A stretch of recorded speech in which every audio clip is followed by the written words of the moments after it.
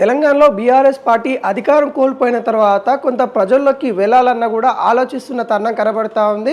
ప్రతిపక్ష హోదాలో ఉన్నప్పటికీ కూడా ప్రజల్లోకి అంత సుదీర్ఘంగా వెళ్ళలేకపోతా ఉంది. ప్రజల్లోకి వెళ్ళాలన్నా కూడా ప్రజల సమస్య మీద మాట్లాడాలన్నా కానీ కొంత నాయకత్వం లోపం అయితే కనబడతా ఉంది. ఎందుకంటే ఇటు కేటీఆర్ ఒక వైన్యం, అటు హరీష్ రావు మరొక వైన్యం, అంటే ఇట్లా విధి విధాలుగా కనిపిస్తూ ఉంది. అయితే ఇవన్నీ కూడా అధినేత కేసీఆర్ గమనించి తానే రంగంలోకి దిగినట్టు కూడా కనబడతా ఉంది. ఏదైతే సభ్యత్వం నమోదు కార్యక్రమం కావచ్చు, ఫ్యూచర్లో ఉండే కార్యకలాపాలు కావచ్చు, బట్ అన్నిపైన కేసీఆర్ ఫోకస్గా ఉన్నట్టు కూడా కనబడతా ఉంది. ఇప్పటికే వాటికి సంబంధించి ఏదైతే పార్టీలో కొత్త నాయకత్వం కావాలి, ఖచ్చితంగా కొత్త ఏదైతే నేతలు కావాలి అన్నట్టుగా ఇటు కేసీఆర్ ఆలోచిస్తున్నట్టుగా తెలుస్తూ ఉంది. ఇప్పటికే బీఆర్ఎస్ పార్టీ మరింత బలంగా రావడానికి సభ్యత్వ నమోదు కార్యక్రమాన్ని కూడా తీసుకొని రావడం అయితే జరిగింది. గతంలో పేపర్ల మీద కాకుండా ఇప్పుడు డిజిటల్గా తీసుకొని రావాలి, ఎక్కడ ఏంటి అనేది కూడా స్వయంగా తను పర్యవేక్షించడానికి కొంత సులువుగా ఉంటుంది కాబట్టి కొంత డిజిటలైజేషన్ తీసుకొని రావడం అయితే జరిగింది. ఇప్పటికే 119 నియోజకవర్గాల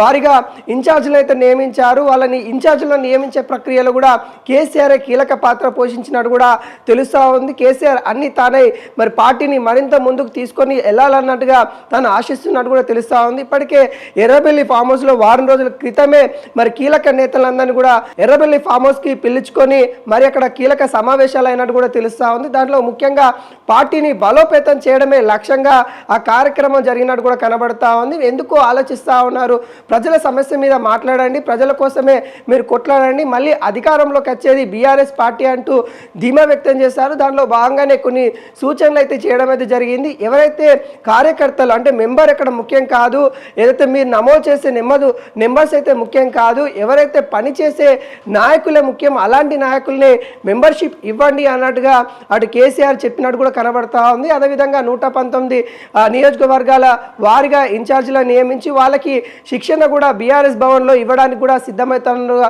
తెలుస్తూ ఉంది. ఇప్పటికే కొంత బీఆర్ఎస్ పార్టీ ప్రజల్లోకి కొంత వ్యతిరేక రావడము, ఓటమి తర్వాత కూడా అంతే వ్యతిరేకత ఇంకో కొద్దిగా ఉన్న పరిస్థితి కనబడతా ఉంది. కుటుంబ పాలనని వ్యతిరేకత రావడం, కొన్ని అవినీతి ఆరోపణలు రావడం, అవినీతి ఆరోపణలు ఇటు బీఆర్ఎస్ పార్టీ డిఫెన్స్లో పడిపోయిన నేపథ్యం కనబడతా ఉంది. ఈ కార్ రేసింగ్ కావచ్చు, ఫోన్ ట్యాపింగ్ కావచ్చు, గొర్రెల స్కామ్ కావచ్చు, ఏదైతే రేషన్ బియ్యం సంబంధించిన స్కామ్ కావచ్చు, ఇట్లా అనేక వాటిలలో కూడా ఆరోపణలు ఎదుర్కొంటూ బీఆర్ఎస్ పార్టీ ఆ డిఫెన్స్లో పడిపోయి కొంత ప్రజల్లోకి దూరం అవుతున్న పరిస్థితి కనబడతా ఉంది. ఇప్పటి నుండి అలా కాకుండా ప్రజలకి దగ్గర కావాలి అన్నట్టుగా కేసీఆర్ కొంత దిశానిర్దేశం చేస్తూ ముందుకైతే తీసుకొని వెళ్తున్నట్టుగా తెలుస్తూ ఉంది. దాంట్లో భాగంగానే కీలక ప్రణాళికతోని బీఆర్ఎస్ పార్టీ ప్రజల్లోకి వెళ్ళాలనిగా ఆలోచిస్తూ ఉంది. ప్రతి జిల్లాల వారీగా కూడా ఏదైతే నాయకుల్ని ఇన్ఛార్జిగా నియమించే ప్రక్రియ ఏదైతే ఉంటుందో ఈ సభ్యత్వ నమోదు తర్వాత ఆ ప్రక్రియ ఉండే అవకాశాలు అయితే కనబడతా ఉన్నాయి.